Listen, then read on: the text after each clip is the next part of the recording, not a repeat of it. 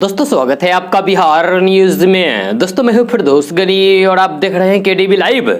दोस्तों आज हो चुका है 16 अक्टूबर 2021। तो आज की बिहार की टॉप न्यूज लग रहे हैं आपके लिए। दोस्तों वीडियो स्टार्ट करने से पहले आपसे रिक्वेस्ट है, अगर आप नए आए हैं इस चैनल पर तो फिर चैनल को सब्सक्राइब करके बेल आइकन को भी प्रेस कर दीजिए और साथ में वीडियो को लाइक कर दीजिए, अपने दोस्तों के साथ शेयर भी कीजिए। तो चलिए दोस्तों स्टार्ट करते हैं आज की पूरे बिहार की टॉप न्यूज। दोस्तों आज सबसे पहले बात करते हैं कि प्रधानमंत्री नरेंद्र मोदी ने कल शुक्रवार को विजयदशमी और पूर्व राष्ट्रपति और भारत रत्न डॉक्टर एपीजे अब्दुल कलाम की जयंती पर वर्चुअली देश को रक्षा क्षेत्र में 7 नई कंपनियां समर्पित की है। यहां रक्षा के क्षेत्र में देश को आत्मनिर्भर बनाने की दिशा में ये बड़ा कदम माना जा रहा है। इन नई कंपनियों में भारतीय सुरक्षा बलों के लिए पिस्टल से लेकर प्लेन तक का निर्माण किया जाएगा। इस दौरान पीएम मोदी ने कंपनियों के लिए 65,000 करोड़ रुपए के ऑर्डर की भी मंजूरी दे दी है और कहा है कि जो कुछ नया करना चाहते हैं उन्हें अपनी प्रतिभा दिखाने का पूरा अवसर मिलेगा। दोस्तों हाल ही में एक रिपोर्ट सामने आई है जिसके आंकड़े भारत के लिए चिंता का विषय है। दरअसल वैश्विक भूखमरी सूचकांक यानी कि ग्लोबल हंगर इंडेक्स में भारत का नाम काफी नीचे पायदान पर आ गया है। चौंकाने वाली बात यह है कि भूखमरी के मामले में पाकिस्तान, नेपाल जैसे देश भारत से काफी आगे हैं और बेहतर स्थिति में है। ऐसे में यह भारत के लिए ये रिपोर्ट डराने वाली साबित हो गई है। ऐसे में जानते हैं कि भूखमरी के मामले में भारत की स्थिति क्या है। तो आपको बता दें कि 116 देशों में भारत फिसल कर 101वें स्थान पर पहुंच गया है। इस मामले में वे अपने पड़ोसी देश पाकिस्तान, बांग्लादेश और नेपाल से भी पीछे हैं। साल 2020 में भारत 94वें स्थान पर था, अब 116 देशों में यह 101वें स्थान पर आ गया है। साथ ही भारत का GHI स्कोर भी गिर गया है। इंडिया फूड बैंकिंग के रिपोर्ट्स के अनुसार भारत में 189 मिलियन लोग कुपोषित हैं। ऐसे में अंदाजा लगाया जा सकता है कि भारत में 14% जनसंख्या कुपोषित है। साथ ही 15 से 49 साल की प्रजनन आयु 51% महिलाएं एनीमिया से पीड़ित हैं, यानी कि उनमें खून की कमी है। साथ ही रिपोर्ट में कहा गया है कि भारत में 5 साल से कम उम्र के बच्चे 34.7% बच्चे बौने यानी कि अपने उम्र के हिसाब से बहुत कम है, जबकि 20% बच्चे वेस्टिंग से पीड़ित हैं, जिसका अर्थ है यानी कि जिसका मानी है कि उनका वजन उनकी लंबाई के हिसाब से बहुत कम है। आपको बता दो कि कुपोषित बच्चों में डायरिया, निमोनिया और मलेरिया जैसे सामान्य बचपन की बीमारियों से मृत्यु का खतरा अधिक होता है। जब पिछले साल हुए नेशनल फैमिली हेल्थ सर्वे की रिपोर्ट बताती है कि देश में कुपोषण के मामले में लगातार बढ़ रहे हैं। जब महिलाएं एनीमिया यानी कि खून की कमी की शिकायत से जूझ रही है। इस एनीमिया की वजह से बच्चे कुपोषित पैदा हो रहे हैं। 22 राज्यों में किए गए इस रिपोर्ट में दावा किया गया है कि कुपोषण की वजह से 13 राज्यों के 5 साल से कम उम्र के बच्चों की लंबाई सामान्य से कम है। कोरोना महामारी की वजह से देश में लगे लॉकडाउन के समय में कई परिवारों को कई रात भूखे रहकर गुजारनी पड़ती थी। ऐसे लोगों की संख्या लगभग 27% थी। वहीं इसी सर्वेक्षण में दावा किया गया है कि इस दौरान लगभग 71% लोगों के भोजन में पौष्टिक की कमी देखी गई है। यहां तक कि 45% लोगों को अपने खाने के इंतजाम के लिए कर्ज तक लेना पड़ा। कर्ज लेने वाले लोगों में दलितों की संख्या सामान्य जातियों से 23% अधिक थी। दोस्तों जन अधिकार पार्टी के राष्ट्रीय अध्यक्ष पूर्व सांसद पप्पू यादव ने एक बार फिर से बिहार के नेताओं को लेकर विवादास्पद बयान दे दिया है। गुरुवार की देर रात दिल्ली से पटना पहुंचे पूर्व सांसद पप्पू यादव ने कहा है कि इस नवरात्र में रावण वध से पहले बिहार के दुशासन नेताओं का वध कर देना चाहिए। पूर्व सांसद पप्पू यादव ने आरजेडी पर भी निशाना साधते हुए कहा है कि राजद परेशान आत्मा है। कांग्रेस के नए विधायक के बगैर आप सरकार बना लीजिए तो ये सिर्फ ख्याली पुलाव है। पप्पू यादव ने कहा है कि लोग देख रहे हैं कि राजद वाले एक तरफ तो कांग्रेस को लात मार रहे हैं और दूसरी तरफ बिहार में सरकार भी बनाना चाहते हैं। मेरी समझ से बाहर है। ये लोग एक सीट के चलते सारे रिश्ते को तोड़ रहे हैं। वैसे इन लोगों की आदत है, वक्त पड़ता है तो फिर पैर पकड़ लेते हैं, नहीं तो फिर गला पकड़ करके रोते हैं।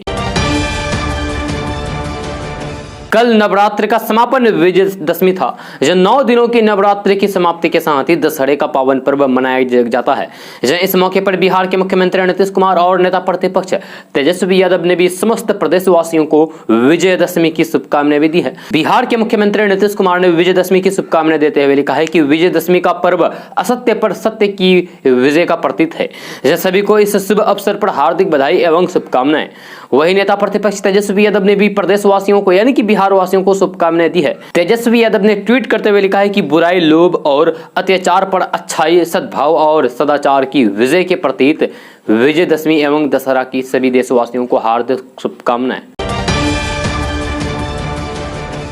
दोस्तों कल तक बीजेपी में जाने को आत्महत्या के बराबर करार देने वाले सुभाषपा अध्यक्ष ओम प्रकाश राजभर अब खुद बीजेपी में जाने को तैयार बैठे हैं, जहां उन्होंने इसे लेकर साफ कहा है कि राजनीति में संभावनाएं खुली रहती है। सूत्रों के अनुसार ओपी राजभर की बीजेपी नेतृत्व से वार्ता भी शुरू हो चुकी है। राजभर ने कहा है कि उन्होंने मंत्री पद से इस्तीफा सामाजिक हित में दिया था। ओपी राजभर ने कहा है कि सभी को बताने का प्रयास किया है कि अभी तक वे अपने मोर्चे की ताकत पैदा कर रहे थे, अब समझौते के लिए लखनऊ आए हैं, जो चाहे बात कर सकता है। उन्होंने कहा है कि समाज हित में राजभर कोई भी कुर्बानी दे सकता है। पहले बीजेपी और मुख्यमंत्री पर तल्ख बयानबाजी करने के सवाल पर उन्होंने कहा है कि तब दौर दूसरा था, अब दूसरा है।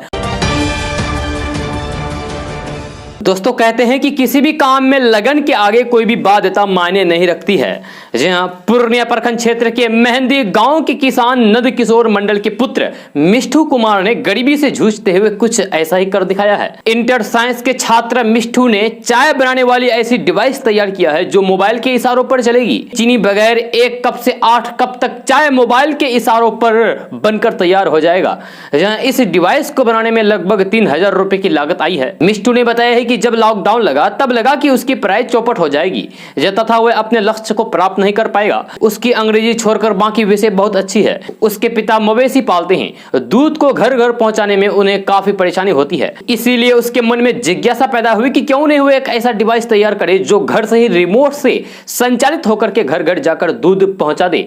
वह इसमें कामयाब रहा। फिर उसके दिमाग में बात आई कि चाय एक ऐसी चीज है जो हर घर में बनती है, जहां अभी बिजली मिल रही है। इसके लिए अगर डिवाइस तैयार की जाए तो फिर निश्चित गरीब अमीर लोगों को काफी फायदा होगा, काफी लाभ होगा तथा उनका समय भी बर्बाद नहीं होगा। जहां अन्य काम करते हुए चाय बनकर ऑटोमेटिक तैयार हो जाएगी। जहां सबसे पहले तो उसने लकड़ी की टूटी फूटी डिवाइस का कैबिनेट बनाया, जब फिर उसमें आवश्यक इलेक्ट्रॉनिक्स सामान ऑनलाइन मंगाता गया। लगभग 6 माह के प्रयास में उसने चाय बनाने वाली डिवाइस तैयार कर ली। जब उसने अपनी डिवाइस से पहली बार चाय बनाकर पी तब लगा कि इससे बढ़कर क्या खुशी हो सकती है। इस डिवाइस में यह खूबी है कि यह मोबाइल से चलती है। इसमें लगे अलग अलग बर्तनों में चाय, चीनी, दूध एवं पानी डाल दिया जाता है। जितनी चाय बनती है, चाहे वो चीनी की हो या फिर बिना चीनी का या फिर बिना दूध की, कितनी कप बननी है मोबाइल पर आदेश दे दिया जाता है। यह डिवाइस में स्विच देते ही चाय बननी शुरू हो जाती है। 2 से 3 मिनट के अंदर चाय तैयार होकर दी गई मात्रा के अनुसार कप में चाय बनकर तैयार मिलती है। इतना ही नहीं, चाय बनते ही मोबाइल पर सूचना भी मिल जाती है कि चाय तैयार हो गई है, बस जाकर कप उठाकर लाना पड़ता है। दोस्तों बिहार के रेल यात्रियों को और अधिक किराया देने के लिए तैयार रहना चाहिए, क्योंकि रेलवे बिहार के कई स्टेशनों को विकसित करके विश्व स्तरीय बनाने की कोशिश कर रहा है। जहां स्टेशनों के विकास पर करोड़ों रुपए खर्च किए जाने हैं। जहां बिहार में गया, राजेंद्र नगर टर्मिनल, मुजफ्फरपुर, बेगूसराय, सीतामढ़ी, बरौनी और दरभंगा स्टेशन को रेलवे स्टेशन पूर्ण विकास योजना के तहत विकसित किया जाना है।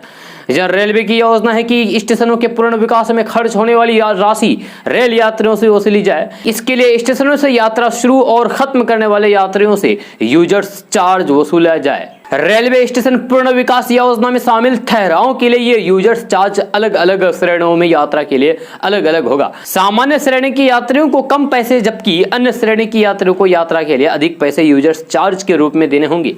इसके लिए रेलवे ने प्रारूप तैयार कर लिया है। मिली जानकारी के अनुसार सामान्य श्रेणी के लिए 10 रुपए, जबकि एसी क्लास के लिए 35 रुपए तक यूजर्स चार्ज वसूला जा सकता है।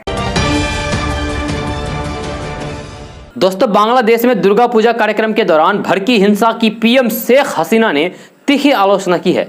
जी हां, बांग्लादेश की प्रधानमंत्री शेख हसीना ने चेतावनी भरे लहजे में कहा है कि जो कोई भी इस मामले में संलिप्त है, दोषी है, उन्हें बख्शा नहीं जाएगा। प्रधानमंत्री शेख हसीना ने कहा है कि इससे कोई भी फर्क नहीं पड़ता है कि वे किस धर्म को मानने वाले थे। उन्होंने आगे कहा है कि सांप्रदायिक दंगों को रोकने के लिए उचित दंड दिया जाएगा। बांग्लादेश की प्रधानमंत्री शेख हसीना ने गुरुवार को हिंदू समुदाय को भरोसा दिया है कि वे समान अधिकारों का आनंद लेना जारी रखें, अपने त्योहार स्वतंत्र रूप से मनाएं। उन्होंने कोमिला, अन्य जगहों पर मंदिर, दुर्गा पूजा पंडालों में हिंसा, तोड़फोड़ करने वालों के खिलाफ कड़ी कार्रवाई का वादा किया है। जहां उन्होंने कहा है कि आपको इस देश के नागरिक के रूप में माना जाता है, आप समान अधिकार में रहते हैं, आप समान अधिकार का आनंद लेंगे, आप अपने धर्म का पालन करेंगे करेंगे, समान अधिकारों के साथ त्योहार मनाएंगे। हम यही चाहते हैं। ये हमारे बांग्लादेश, हमारे आदर्श की वास्तविक नीति है। शेख हसीना ने कहा है कि मैं आपसे फिर से कभी भी खुद को अल्पसंख्यक नहीं समझने का आग्रह करता हूं। आपको बता दूं कि शेख हसीना ये सारी बातें ढाका के एक मंदिर में कही है। उन्होंने कहा है कि यहाँ अल्पसंख्यक बहुमत को संख्या के आधार पर नहीं आंका जाना चाहिए। आप स्वतंत्र बंगाल में एक स्वतंत्र नागरिक हैं, आपको वह आत्मविश्वास होना चाहिए, यही मैं चाहता हूं। आप अपने आप को एक छोटा समुदाय क्यों समझते हैं? कृपया याद रखें, आप सभी को बोलने की स्वतंत्रता है। आपको इस भूमि में जन्म लेकर अपने त्योहार का आनंद लेने का अधिकार है। आप उन लोगों की अगली पीढ़ी हैं जो इस धरती पर पैदा हुए हैं। दोस्तों, क्या आपको कोई विज्ञापन देखा है जिसमें कहा गया है कि केंद्र सरकार बेटी बचाओ बेटी पढ़ाओ अभियान के तहत नौकरियां, लैपटॉप और मोबाइल फोन दे रही है? तो आपको बता दूं कि यह दावा पूरी तरीके से झूठा है, फर्जी है। सरकार इस योजना के तहत ऐसा कुछ भी नहीं कर रही है, इसलिए आप इस दावे पर बिल्कुल भी विश्वास न करें। पीआईबी फैक्ट चेक ने यह जानकारी दी है। पीआईबी फैक्ट चेक ने ट्वीट करते हुए कहा है कि एक विज्ञापन सामने आया है जिसमें कहा गया है कि सरकार बेटी बचाओ बेटी पढ़ाओ योजना के तहत नौकरियां, लैपटॉप और मोबाइल दे रही है। उसने अपने ट्विटर हैंडल पर बताया है कि यह दावा बिल्कुल भी झूठा है और यह फर्जी है। सरकार की ऐसी कोई भी योजना नहीं है, यह धोखाधड़ी की कोशिश है। सरकार का इस योजना के तहत किसी भी व्यक्ति को पैसे देने का कोई प्रावधान ही नहीं है। इसमें दिख रहा है कि लोगों को एसएमएस भेजने को कहा गया है। ऐसा करने पर उन्हें पैसे, लैपटॉप का लालच दिया गया है। उनसे अपना नाम पता भी एसएमएस भी शेयर करने को कहा गया है। यह अपराधियों द्वारा आपको धोखाधड़ी में फंसाने का जरिया है। इसीलिए अगर आप भी यह विज्ञापन कहीं पर देखते हैं या फिर व्हाट्सएप पर इसे आपको भेजा जाता है तो इस पर बिल्कुल भी विश्वास ना करें, इसको इग्नोर करें। दोस्तों, प्रधानमंत्री सम्मान निधि योजना के लिए अगर आप रजिस्ट्रेशन कराने जा रहे हैं तो फिर यह खबर आपके लिए है। दरअसल पीएम किसान योजना के लिए ऑनलाइन रजिस्ट्रेशन हो रहे हैं, लेकिन अगर आपका आधार कार्ड आपके मोबाइल नंबर से लिंक नहीं है तो फिर आपको इस योजना का लाभ नहीं मिल पाएगा। योजना में अब ऑनलाइन रजिस्ट्रेशन में आधार ऑथेंटिकेशन अनिवार्य हो गया है। दोस्तों, भारत के 11वें राष्ट्रपति डॉक्टर एपीजे अब्दुल कलाम की कल जयंती था। डॉक्टर कलाम का जन्म 15 अक्टूबर 1931 को तमिलनाडु के रामेश्वरम में एक मुस्लिम परिवार में हुआ था। दुनिया उन्हें नाम से कम उनका काम से ज्यादा जानती है। देश को आधुनिक स्वदेशी मिसाइल बनाने में सक्षम बनाने वाले मिसाइल मैन के नाम से जाने जाने वाला डॉक्टर कलाम का पूरा जीवन साधारण रहकर असाधारण रहा। पूरा देश 15 अक्टूबर को उनके जन्मदिन पर याद कर रहा है। डॉक्टर कलाम एक प्रेरक व्यक्ति थे, लेकिन उनका पूरा जीवन ही लोगों के लिए एक बड़ी प्रेरणा है। उन्होंने बचपन में अपने परिवार की मदद के लिए अखबार बेचने का काम किया और वहां से मिसाइल मैन बनने तक सपना देखा और उसे पूरा किया। बचपन में डॉक्टर कलाम का सपना एक पायलट बनने का था, लेकिन यह संभव नहीं हो पाया तो उन्होंने वैज्ञानिक बनने की ठानी। वे ऐसे वैज्ञानिक बने कि वे अपने काम से पूरी दुनिया में छा गए। मिसाइल प्रोग्राम में भारत के अग्रणी देशों में शामिल होने के पीछे उनका बड़ा योगदान है। अपना सपना पूरा करने वाले डॉक्टर कलाम का कहना था कि सपने वो नहीं होते हैं जो आप नींद में देखें, सपने तो वो होते हैं जो आपको नींद ही नहीं आने दे। अपने काम की बदौलत ये करोड़ों युवाओं के प्रेरणा स्रोत बन गए हैं। पूर्व राष्ट्रपति डॉक्टर अब्दुल कलाम की 90वीं जयंती पर प्रधानमंत्री नरेंद्र मोदी ने याद करते हुए उनकी और अपनी तस्वीर के साथ ट्वीट किया, जिसमें प्रधानमंत्री नरेंद्र मोदी ने लिखा है कि उन्होंने भारत को मजबूत, समृद्ध और सक्षम बनाने में अपना जीवन समर्पित कर दिया। हमेशा देशवासियों के लिए प्रेरणा बने रहेंगे। दोस्तों, आरएसएस प्रमुख मोहन भागवत ने आरएसएस के 96वें स्थापना दिवस के मौके पर कहा है कि हम ऐसी संस्कृति नहीं चाहते हैं जो विभाजन को चौड़ा करे, बल्कि ऐसी संस्कृति हो जो राष्ट्र को एक साथ बांधे और प्रेम को बढ़ावा दे। उन्होंने कहा है कि मंदिर, पानी, शमशान एक हो, भाषा ऐसी होनी चाहिए जिससे समाज जुड़े। समाज में भेद पैदा करने वाले भाषा नहीं होनी चाहिए। नई पीढ़ी को इतिहास जानना चाहिए। स्वतंत्रता के साथ ही हमें विभाजन का दर्द भी मिला है। आरएसएस प्रमुख मोहन भागवत ने कहा है कि बढ़ती आबादी से देश में कई तरह की परेशानी है, इसीलिए जनसंख्या नीति पर दोबारा विचार करने की जरूरत है। उन्होंने कहा कि जनसंख्या नीति होनी चाहिए। हमें ऐसा लगता है कि इस पर फिर से विचार किया जाना चाहिए। 50 साल आगे तक का विचार करके एक नीति बननी चाहिए और उस नीति को सब पर समान रूप से लागू करना चाहिए, क्योंकि जैसे जनसंख्या समस्या बन रही है उसी तरीके से जनसंख्या का असंतुलन भी समस्या बन रही है देश और दुनिया में। इसमें किसी के प्रति बुरा भाव नहीं है।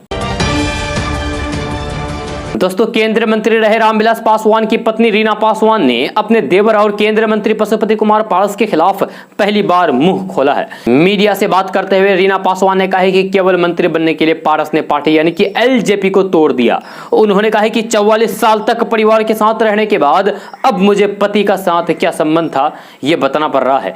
रीना ने कहा है कि मुझे बेटे चिराग पासवान को लेकर चिंता होती है, डर से मैं उसके साथ दोस्त को रखती हूं। रीना पासवान ने कहा है कि आज जिस सीट से पारस सांसद हैं और परिवार को धोखा देकर मंत्री बने हैं उसे रामविलास पासवान मुझे देना चाहते थे।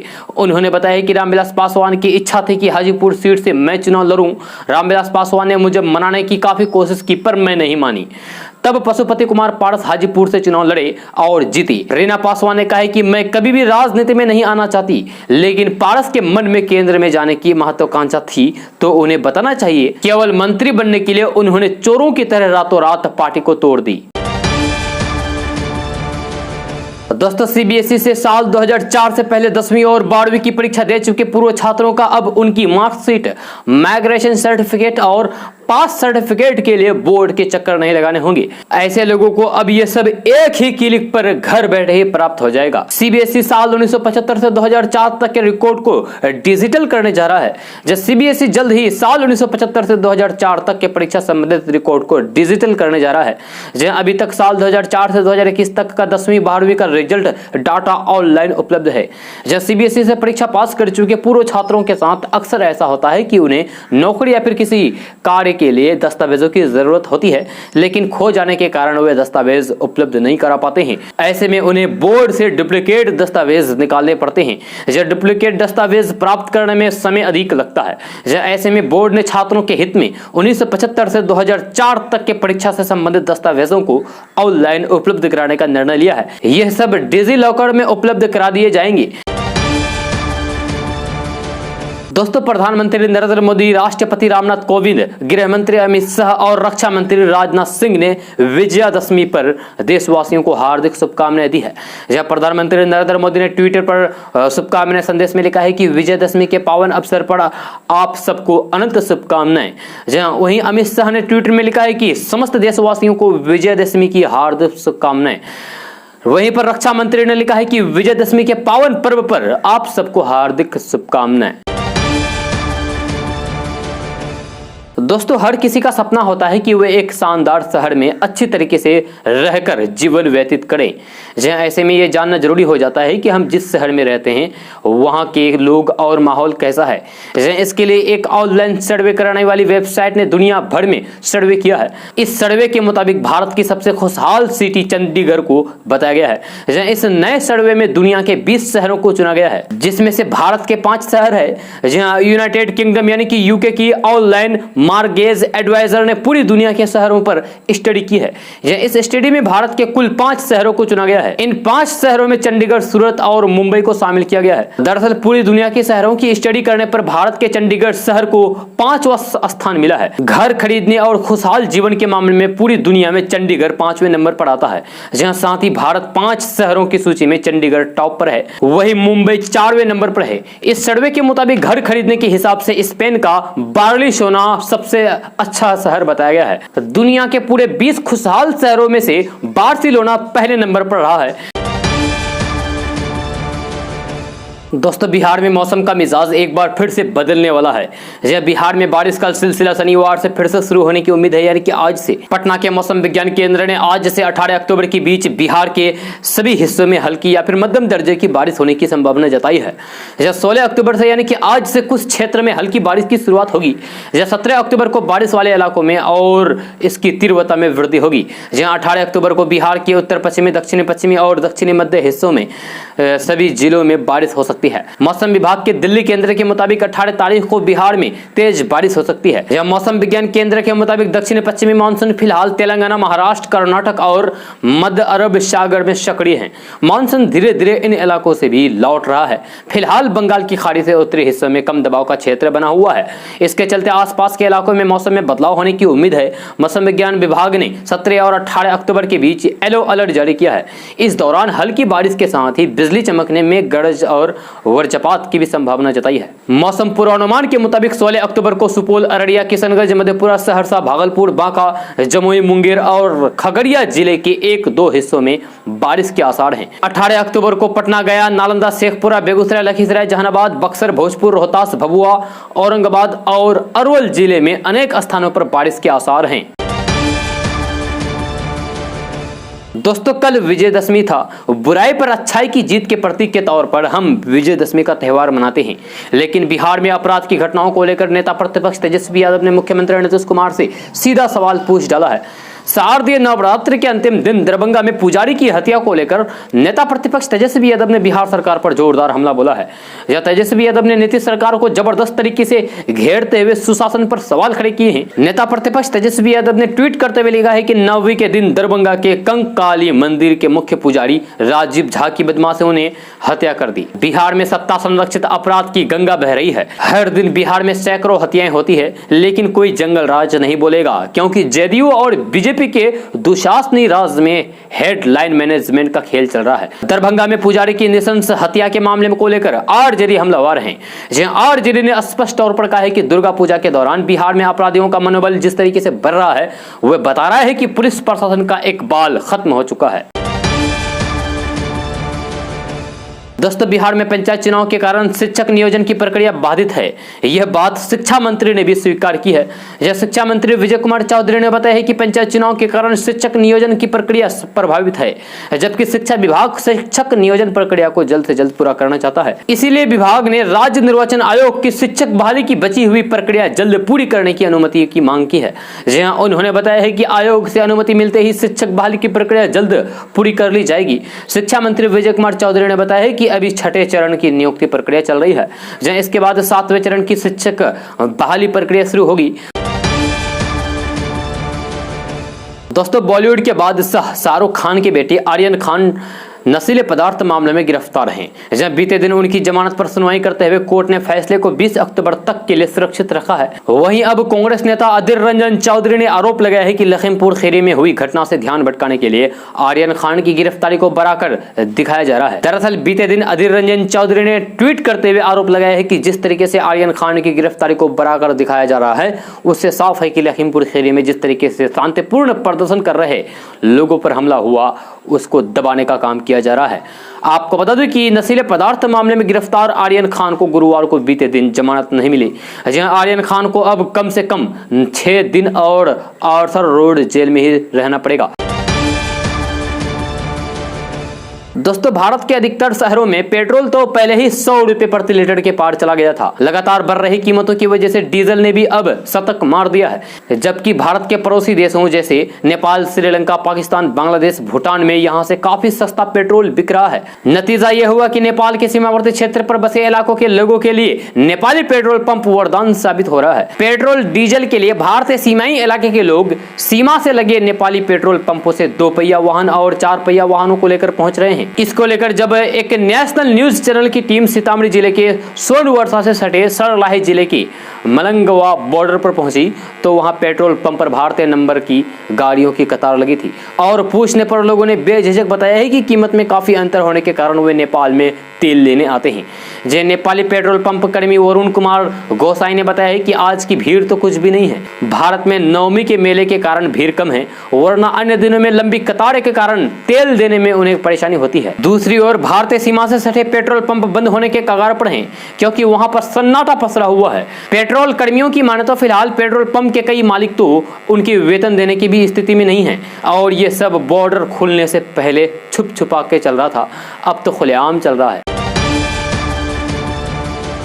दोस्तों, अपनी राजनीति को लेकर लगातार सुर्खियों में छाए रहने वाले लालू प्रसाद यादव के बड़े बेटे तेज प्रताप यादव ने बिहार की सियासत में एक नया भूचाल ला दिया है। तेज प्रताप यादव ने अपनी पार्टी में भले ही हाशिए पर चल रहे हैं, तेजस्वी यादव और उनके करीबियों से तेज प्रताप यादव की नहीं बन रही है। जब पिछले दिनों उनको मनाने के लिए राबड़ी देवी भी पटना पहुंची थी, लेकिन उन्हें भी वापस दिल्ली लौट जाना पड़ा। इन सब के बीच तेज प्रताप यादव ने आज मुख्यमंत्री नीतीश कुमार को बड़ा ऑफर दे डाला। एक इंटरव्यू में तेज प्रताप यादव ने कहा कि मुख्यमंत्री नीतीश कुमार को लालू जी से मुलाकात करनी चाहिए। तेज प्रताप यादव ने कहा कि लालू प्रसाद यादव को नीतीश कुमार बड़ा भाई कहते हैं, बड़े भाई दिल्ली में हैं ऐसे में नीतीश जी को चाहिए कि वे जाकर उनसे मुलाकात कर लें। तेज प्रताप यादव ने कहा है कि नवरात्र का समय चल रहा है और नीतीश जी अगर लालू जी के साथ मिलकर कोई धमाल कर देते हैं तो ये बड़ी बात होगी। दोस्तों, बिहार के युवाओं के पास सरकारी नौकरी पाने का सुनहरा मौका है। दरअसल बिहार कर्मचारी चयन आयोग ने माइंस इंस्पेक्टर के पदों पर बहाली के लिए एक नोटिफिकेशन जारी किया है। इच्छुक और योग्य उम्मीदवार आधिकारिक वेबसाइट www.bssc.bihar.gov.in के जरिए आवेदन कर सकते हैं। ऑनलाइन आवेदन करने की अंतिम तिथि 20 अक्टूबर 2021 है।